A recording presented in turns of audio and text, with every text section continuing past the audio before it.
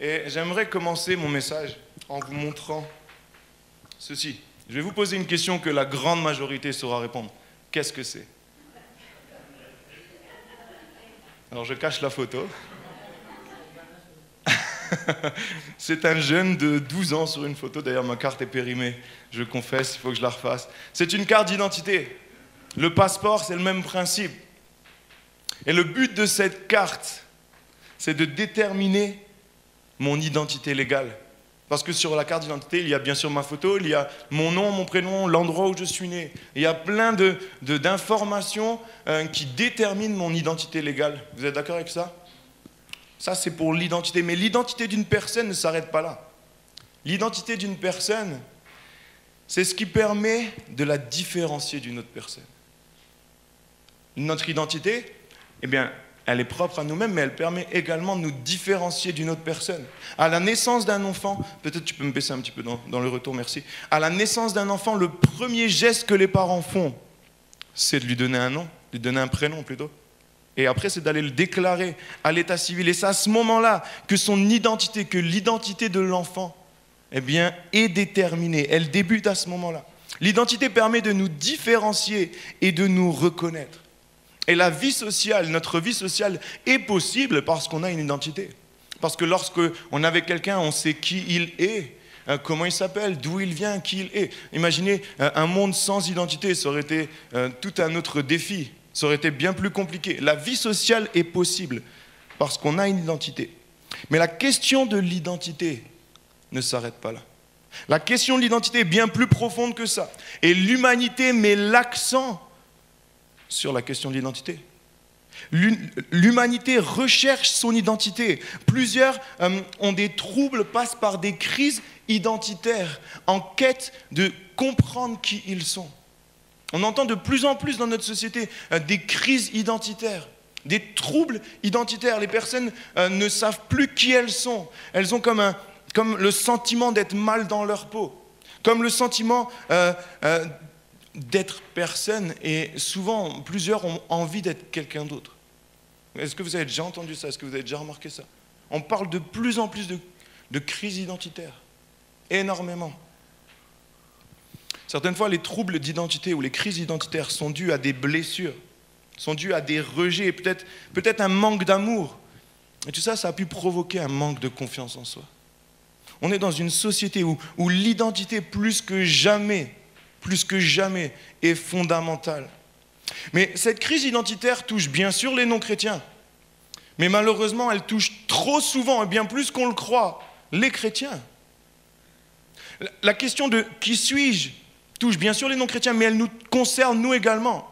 Et bien souvent, on n'est pas pleinement conscience de qui on est. L'humain cherche à connaître qui il est pour se faire accepter dans un groupe, pour se faire valoriser, pour se sentir valorisé. L'humain a besoin de se sentir exister, parce que sinon il y a comme un vide profond de nous. L'homme, la femme a besoin de se sentir exister. Et le souci, c'est que certaines fois, eh bien, on va chercher à combler ce vide, ou à répondre à cette question de qui nous sommes réellement, mais d'une manière dont la société peut nous proposer des solutions, mais qui n'est pas celle que la parole de Dieu veut dire. La question de l'identité est la question majeure de la philosophie, également de la psychologie. D'ailleurs, vous avez sûrement dû entendre cette célèbre phrase « Je pense, donc je suis ». Je pense, donc je suis. C'est Descartes qui a dit cette phrase. À ne pas confondre cette phrase avec « Je dépense, donc je suis ». Ça, c'est Descartes de crédit. Okay? L'humanité cherche son identité dans toutes sortes de choses pour se sentir exister. Il y en a qui cherchent leur identité dans le matériel. Certains cherchent leur identité, ils cherchent à se sentir exister au travers du matériel qu'ils ont, au travers d'une belle maison, au travers d'une belle voiture. Et toute leur vie est dirigée pour répondre à ce besoin, avoir toujours plus. Ils recherchent leur identité dans ce matériel. Mais le problème, c'est que l'identité n'est pas bien placée. Parce que le jour où il y a un souci, eh bien, ça provoque une crise identitaire. Je ne veux pas parler de matériel. Le matérialisme, aujourd'hui, ce n'est pas la question. Mais l'identité d'une personne ne doit pas être définie par son matériel. Certains cherchent leur identité au travers de leur réussite, au travers de leur succès, au travers de ce qu'ils ont accompli dans leur vie, au travers des différentes études qu'ils ont fait, des différents diplômes. Je connais des personnes qui ont toujours besoin d'avoir un diplôme supplémentaire ou toujours besoin de connaître plus. Et je ne dis pas que c'est mal, c'est pas ça. Mais si notre identité est dans notre succès, dans nos capacités ou dans notre réussite, à ce moment-là, lorsqu'il y a un souci, ça provoque une crise identitaire. Parce que notre identité ne doit pas être définie par notre succès ou par notre réussite. D'autres cherchent leur identité, peut-être, j'ai plusieurs points, mais on pourrait compléter cette liste tellement de plein de points, mais certains cherchent leur identité au travers de leur popularité. Ils se sentent exister lorsqu'ils se sentent populaires. Et on a vu avec les réseaux sociaux ce problème qui n'a fait qu'augmenter. Parce qu'aujourd'hui, si tu veux être populaire, il faut avoir beaucoup d'abonnés Instagram, de followers Twitter. C'est peut-être que j'utilise des mots que certains ne comprennent pas, mais aujourd'hui, la société nous fait croire que c'est hyper important d'être populaire. Hyper important. Et que si tu n'es pas populaire, eh bien, tu es personne. Ça, c'est l'esprit de ce monde, c'est ce qu'on veut nous faire croire. Et le problème, c'est que, ok, tu vas être populaire, mais tu auras toujours quelqu'un de plus populaire que toi. Il y aura toujours quelqu'un de mieux que nous. Et là, comprenez bien qu'on évalue selon des critères de la société, mais pas selon les critères de la Bible. Mais ne plaçons pas notre identité dans notre réussite et surtout dans notre popularité. Notre popularité ne doit pas déterminer notre identité. Certains cherchent leur identité au travers de leur physique. Bien sûr que mes traits physiques déterminent qui je suis. C'est pour ça qu'on a notre photo sur la carte d'identité. Mais notre physique ne détermine pas notre identité. Prenons l'exemple de jumeaux qui se ressemblent, imaginons qu'ils se ressemblent vraiment, vraiment comme deux gouttes d'eau. Leur identité est complètement différente. Ton physique ne détermine pas ton identité. Et encore une fois, on est dans une société où le physique est devenu tellement important, où c'est tellement important de ressembler à telle personne, d'avoir telle forme, parce que telle actrice a telle forme. Aujourd'hui, la société nous amène dans cela, mais notre physique ne définit pas notre identité. Ton physique ne détermine pas qui tu es. Les gens cherchent qui ils sont, ils cherchent à expérimenter qui ils sont pour se sentir exister. Et ce matin, j'aimerais simplement nous poser cette question. Qui sommes-nous? Qui es-tu ce matin? Je ne pose pas la question que fais-tu? Quel est ton métier? Est-ce que tu es un homme ou une femme? Mais qui es-tu? Et cette question, je me la suis posée, je vous la pose, mais j'aimerais qu'on se la pose chacun dans notre cœur. Qui sommes-nous vraiment? Quelle est notre nature ce matin? Et vous l'avez compris, j'aimerais parler ce matin de l'identité en Christ, notre nouvelle identité. Il est plus que nécessaire aujourd'hui de connaître son identité en Christ, parce que l'un des premiers projets du diable, c'est de nous mentir par rapport à notre identité. L'une des stratégies du diable, c'est de nous faire croire que nous ne sommes pas qui nous sommes réellement. Et le problème, c'est que si on ne connaît pas réellement notre identité, on ne va pas pouvoir saisir pleinement notre héritage en Christ. Le problème, c'est que si on ne connaît pas pleinement notre identité, qui nous sommes vraiment, on va passer peut-être certaines fois à côté de certaines bénédictions, à côté de certaines victoires. Pourquoi? Parce que le diable veut nous mettre une culpabilité, veut nous remettre en question constamment dans notre identité. Mais ça, c'est des mensonges. Aujourd'hui, il est plus qu'important d'être convaincu de notre identité en Christ. Si on veut avancer, si on veut être plus qu'un chrétien du dimanche, excusez-moi l'expression, c'est important que le fondement soit posé. Bien sûr, c'est Christ, mais ensuite, c'est notre identité en Christ. Vous êtes d'accord avec moi ce matin? On lit dans Jean 1 au verset 12, Jean va parler de la création. Et Jean va dire, en parlant de Jésus, il appelle la lumière dans ces versets. Et il va dire, mais à tous ceux qui l'ont reçu, donc en parlant de Jésus, de la lumière, à ceux qui croient en son nom, elle a donné le pouvoir de devenir enfants de Dieu, lesquels sont nés non du sang, ni de la volonté de la chair, ni de la volonté de l'homme, mais de Dieu. Tous ceux qui l'ont reçu, qui croient en son nom, Elle a donné le pouvoir de devenir enfant de Dieu. Est-ce que vous êtes d'accord? Ça devrait nous réjouir ça ce matin. Ceux qui ont cru et qui ont accepté Christ, ceux qui sont passés par cette nouvelle naissance, eh bien, sont appelés enfants de Dieu. Et notre identité, c'est mon premier point ce matin, notre identité est définie par notre adoption. Premier point, l'identité par l'adoption. La Bible déclare que Dieu va créer l'homme selon son image. Notre traduction n'est peut-être pas la meilleure lorsqu'il est question de créer selon son image, non pas qu'on ressemble à Dieu, Dieu est esprit, la Bible nous dit, mais plutôt dans le sens où nous, en tant qu'hommes et femmes, il nous a créés pour que nous soyons son image sur terre, pour que nous soyons son reflet, que nous le reflétions sur terre. Dieu nous a créés pour que, au travers de qui nous sommes, il soit glorifié, il soit reflété. Il nous a créés dans son image, selon son image. Et lorsqu'il nous a créés, nous étions purs, en tout cas, Adam et Ève étaient purs et parfaits. Ça devait être tellement glorieux. Ils étaient purs et parfaits, on ne réalise pas pleinement ça. Mais Dieu va donner également à Adam et Ève le libre arbitre.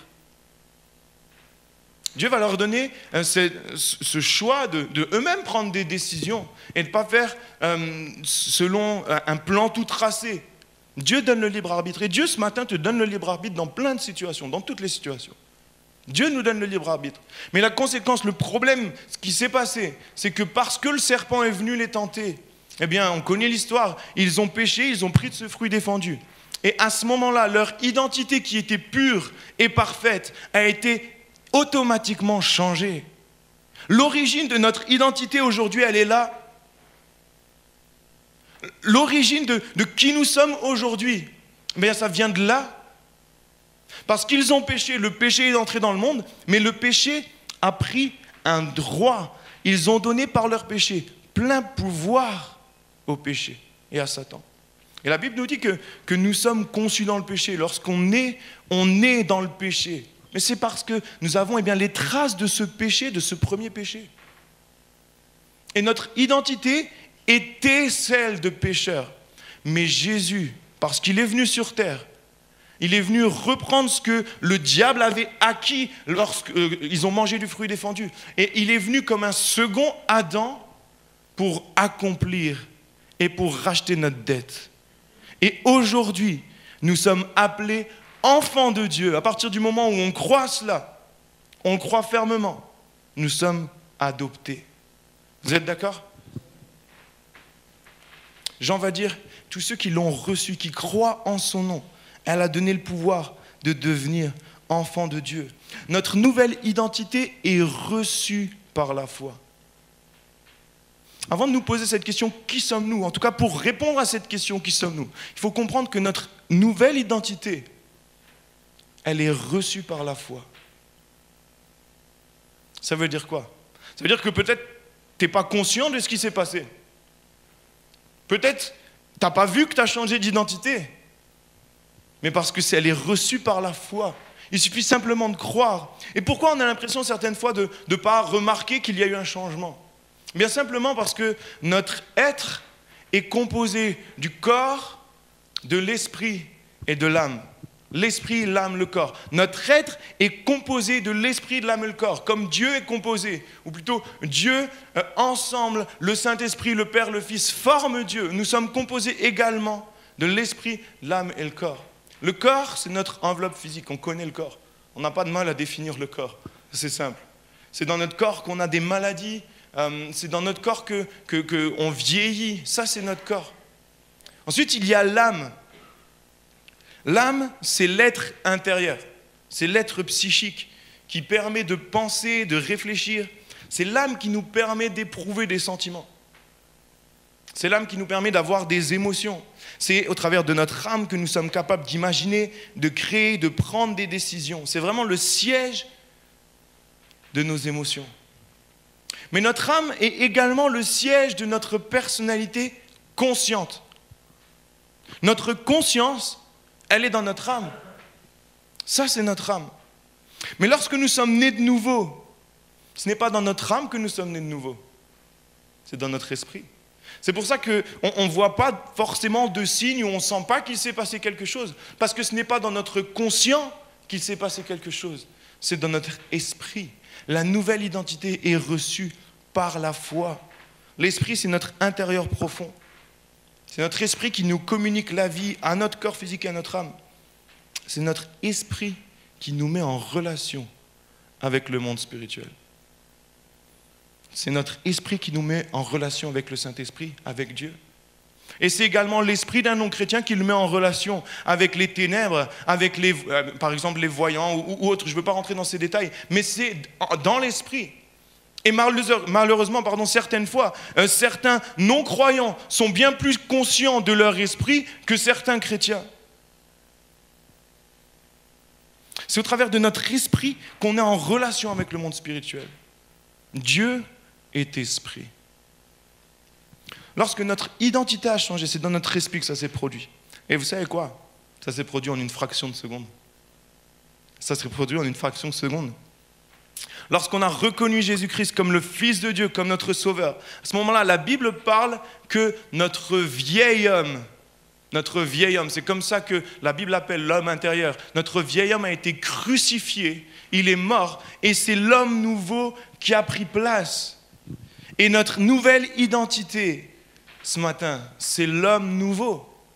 Notre nouvelle identité, nous l'avons reçue par adoption. Nous sommes appelés enfants de Dieu. Est-ce que vous avez déjà remarqué que souvent ce qui nous définit, c'est nos parents?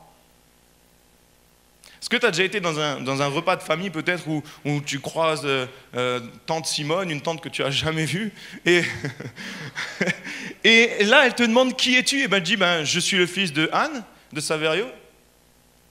Ce qui nous définit, je ne crois pas que j'ai une tante Simone, j'ai une grande tante Simone.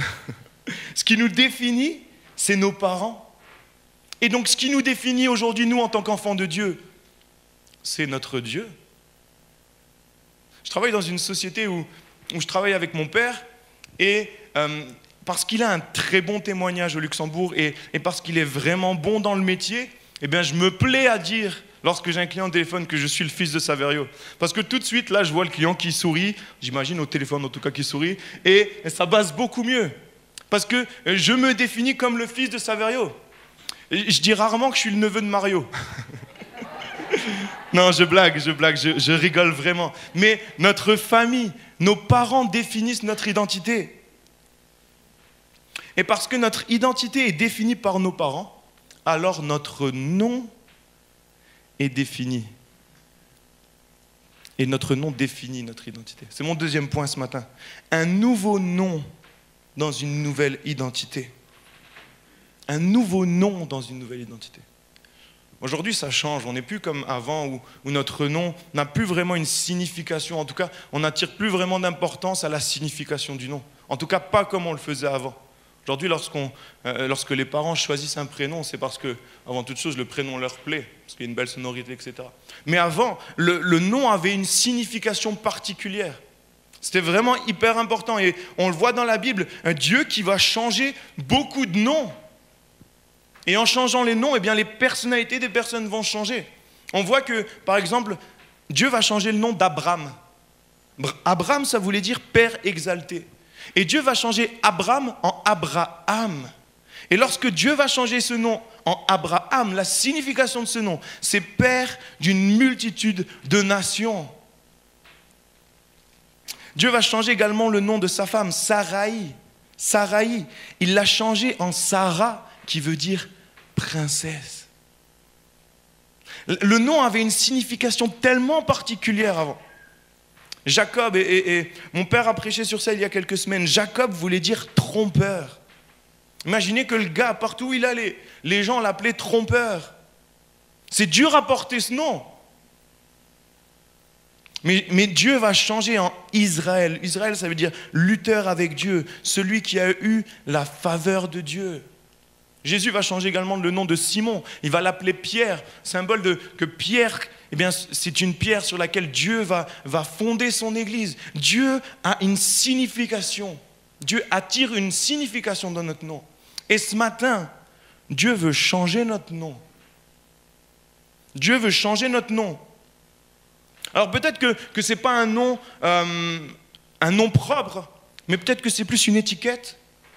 Peut-être qu'on marche dans notre vie de tous les jours avec un nom posé sur nous, ou avec des clichés peut-être sur nous, ou avec des étiquettes sur nous. Mais Dieu veut changer ce nom. Peut-être que ce matin, tu as différentes étiquettes, et peut-être que ces étiquettes sont fixées par rapport à nos lacunes ou nos difficultés. Tiens, lui, le moins que rien, l'incapable. Ça, c'est des noms. Et il faut grandir avec ces noms après.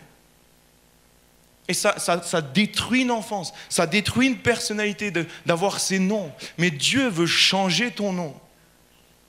Peut-être que certains ont des étiquettes par rapport à leur trait physique. La société aujourd'hui nous instaure un modèle de beauté. La société nous fait croire que pour être beau, pour être belle, comme je disais tout à l'heure, il faut être de telle ou telle manière. Mais si tu as un petit peu une petite différence par rapport au modèle de la société, mais à ce moment-là, on se fait critiquer. À ce moment-là, c'est comme s'il y a des noms qui vont être posés. Oh, lui, t'as vu je ne sais pas quel adjectif on peut donner. Il y a tellement de blessures qu'on peut avoir au travers de ces noms qu'on pourrait avoir. Mais Dieu veut changer ton nom ce matin. Dieu veut changer ton nom ce matin. Peut-être des étiquettes qui sont collées sur nous au travers de nos erreurs du passé. Lui, je me souviens, il a été infidèle en 1920. J'extrapole, comprenez bien. Mais le problème, c'est que tout ça, ça pose des noms et des étiquettes qu'on a du mal à se détacher. Et Dieu veut changer ton nom ce matin. Parce que ton nom définit ton identité. Il y a des étiquettes qui sont peut-être collées sur nous, ou des noms qui sont collés sur nous par notre performance. Ah, lui, celui qui fait toujours la louange, celui qui fait la louange, ouais, je le connais, celui qui fait la louange.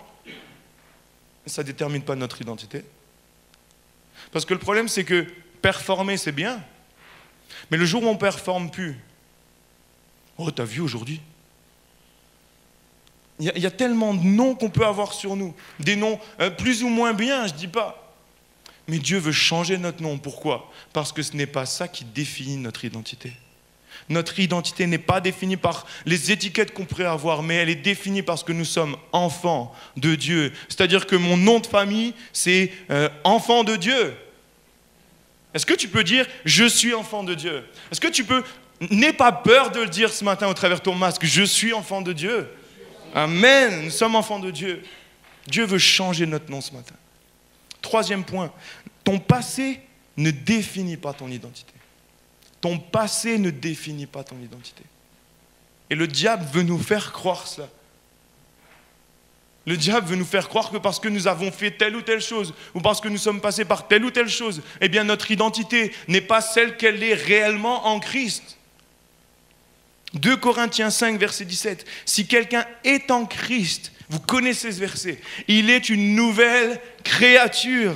Les choses anciennes sont passées. Voici, toutes choses sont devenues nouvelles. Est-ce que vous êtes d'accord avec ça ? Moi, en lisant ce verset, je me réjouis.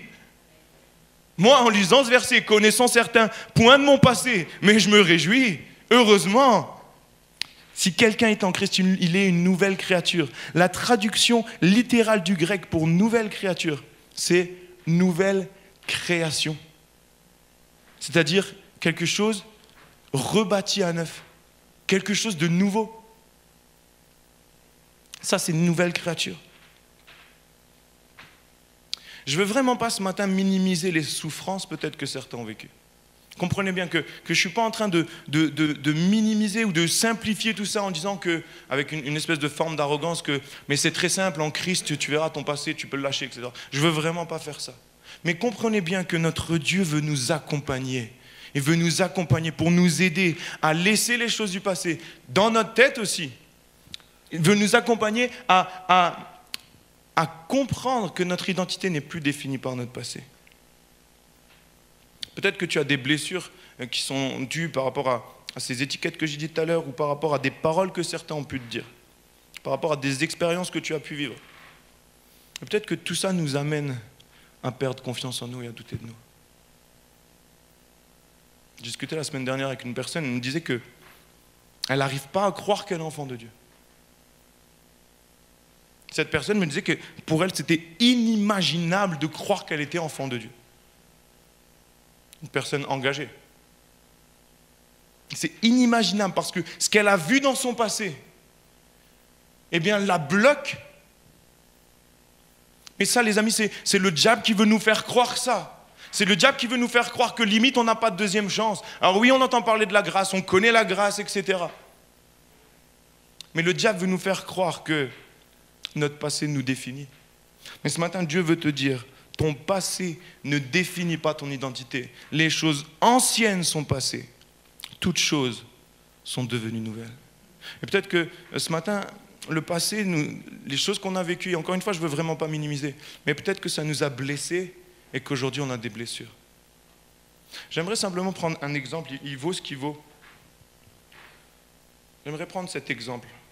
Peut-être vous connaissez cet exemple. Est-ce que vous savez ce que c'est?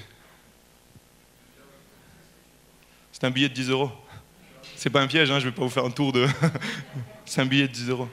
Et ce billet, aujourd'hui, si je vais dans un magasin, il a cette valeur de 10 €.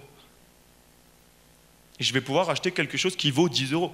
Ou peut-être que je me fais arnaquer, ça ne vaut pas 10 €. Mais en tout cas, avec ce billet, je peux payer quelque chose qui vaut 10 €. Maintenant, j'aimerais vous poser la question, si je fais ça, quelle est la valeur de ce billet? C'est 10 €. Ce billet, il est froissé. Et esthétiquement, si je dois choisir entre deux billets, peut-être que je ne prends pas celui-là. Mais la valeur de ce billet, c'est 10 €. Vous êtes d'accord? Si maintenant je fais ça, et je fais ça, quelle est la valeur de ce billet? Je ne vous apprends rien ce matin, mais j'aimerais vraiment enfoncer quelque chose qui nous concerne. Quelle est la valeur de ce billet ce matin? Et peut-être que ce matin, tu as été aplati. Peut-être que ce matin, tu as été écrasé par ce qu'on a pu te dire ou par des expériences. Mais quelle est la valeur de ce billet ce matin? C'est 10 €. Et ce matin, si je déchire ce billet, je ne vais pas le déchirer complètement. Si je déchire ce billet, quelle est la valeur de ce billet? C'est 10 €. Parce que qu'importe les expériences de notre vie, et même si nous sommes bien amochés, même si nous sommes bien blessés, ça ne définit pas notre identité. Ça ne change pas notre valeur. Qu'importe les expériences de la vie, ça ne change rien notre valeur. Notre valeur n'est pas des 10 €, elle est bien plus grande. Ça ne change rien au fait que nous sommes enfants de Dieu et que notre identité est en Christ. Ton passé ne définit pas ton identité. 4e point, j'aimerais aller vite. Ton péché ne définit pas non plus ton identité. Quand je parle de passé, il est question de péché, mais il est question peut-être des épreuves de la vie. Mais là, j'aimerais parler du péché. Ton péché ne définit pas ton identité. Si nous sommes nés de nouveau, alors nous sommes délivrés de notre péché par notre communion avec Christ. Ça veut dire quoi? Ça veut dire que notre nature n'est plus celle d'un pécheur. Il n'y a plus de nature pécheresse en nous à partir du moment où on est de nouveau. Parce que notre nature, je l'ai dit, n'est pas définie par notre corps. Elle est définie par l'homme nouveau, qui est notre esprit régénéré. C'est-à-dire que dans ma nouvelle identité en Christ, je n'ai plus cette nature de pécheur. Il n'y a plus cette nature pécheresse dans ma nouvelle identité. Mais elle a été remplacée par la nature de Christ. Et désormais, par notre nouvelle identité, nous pouvons être justes et justifiés aux yeux de Dieu. C'est comme ça que Dieu te regarde ce matin.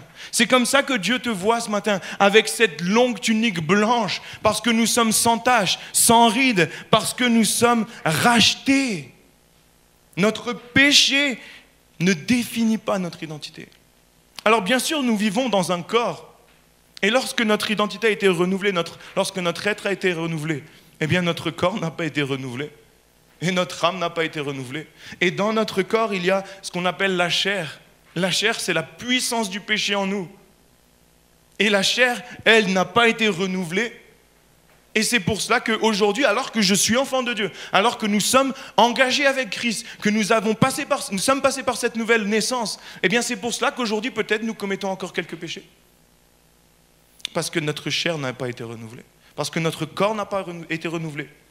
Paul lui-même va dire dans Romains 7 au verset 19, il va dire « Car je ne fais pas le bien que je veux, et je fais le mal que je ne veux pas. » C'est Paul qui parle, hein. « Je ne fais pas le bien que je veux, et je fais le mal que je ne veux pas. Et si je fais ce que je ne veux pas, ce n'est plus moi qui le fais, c'est le péché qui habite en moi. Là est toute la différence.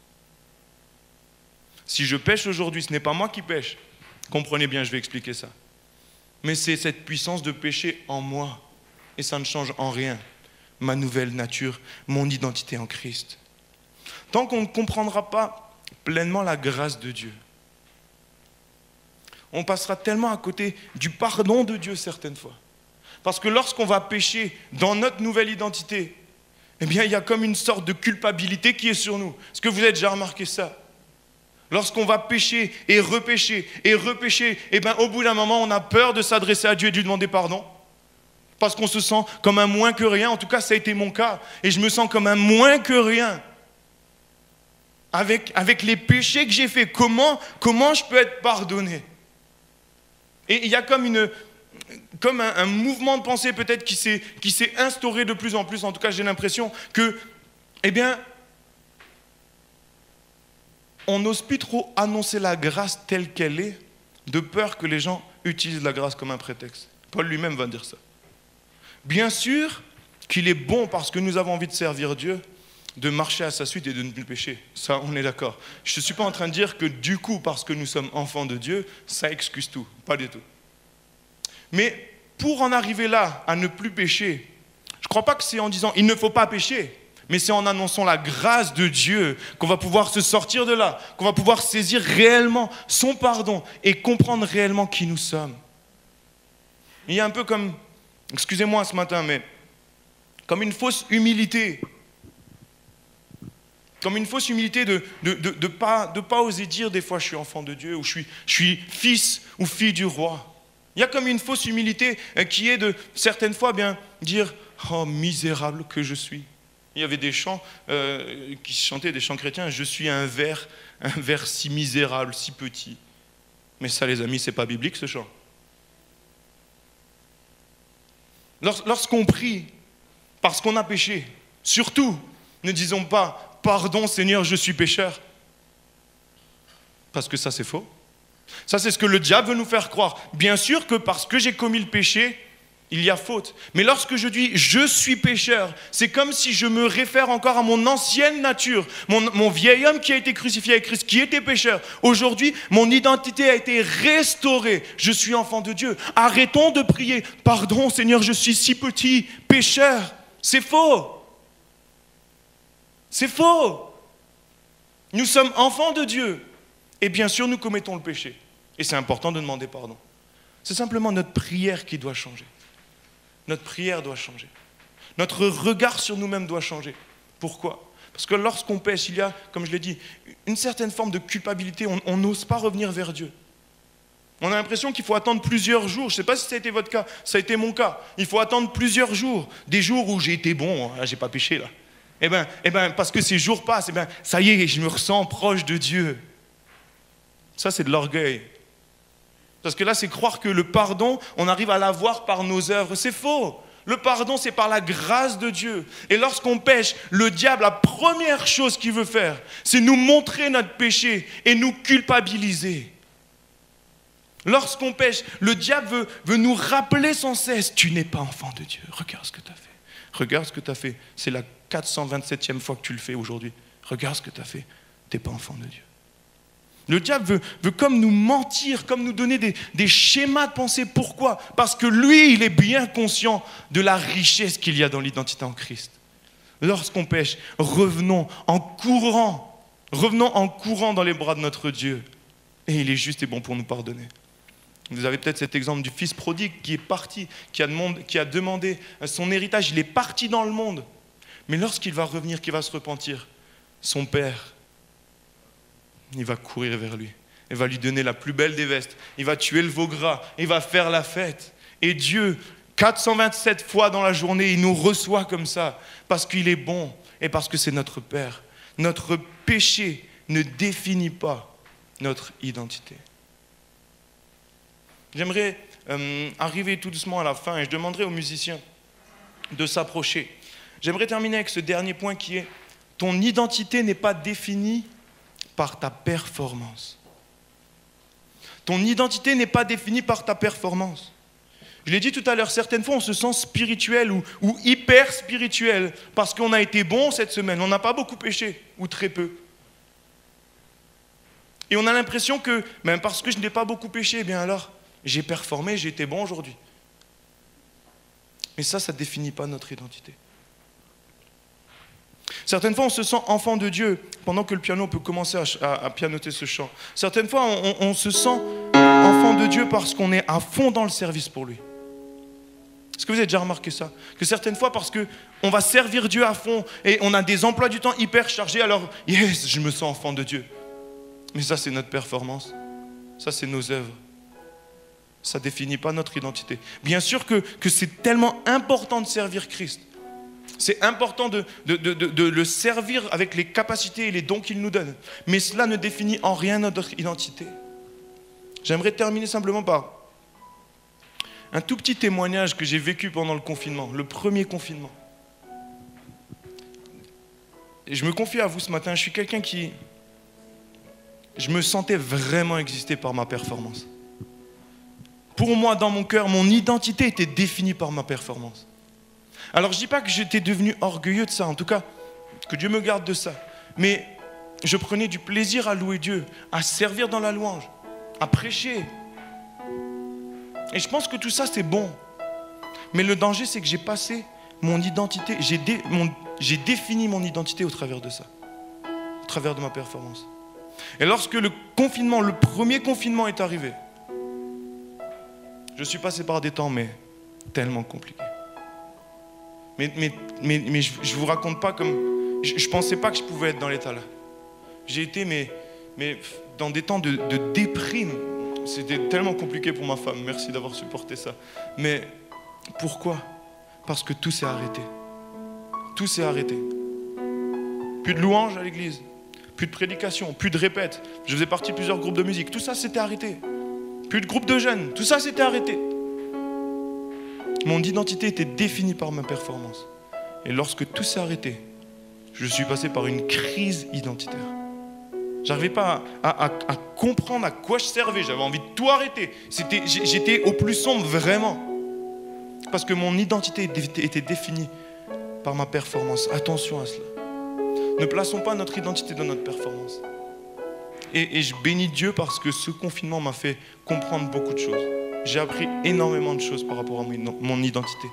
J'ai appris que même si tout s'arrête, ça ne change rien par rapport à qui je suis. Et ce matin, j'aimerais vraiment juste nous encourager ce matin. Nous avons chacun un passé, chacun des blessures, chacun peut-être des péchés aussi qu'on a commis dont on a tellement honte. Mais ne laissons pas le diable nous mentir par rapport à notre identité. Parce que le diable est conscient de notre héritage. Et si on veut grandir avec Dieu, si on veut avancer avec Dieu, si on veut avancer dans cette vie de victoire, dans cette vie de miracle, si on veut accomplir par son esprit et sa puissance des dons, des prodiges, il faut être conscient de qui nous sommes vraiment. Il faut être vraiment établi dans ce fondement qui est notre identité en Christ. Et c'est le point de départ. J'aimerais qu'on ferme nos yeux ensemble et qu'on prie. On louera un peu un instant notre Dieu après.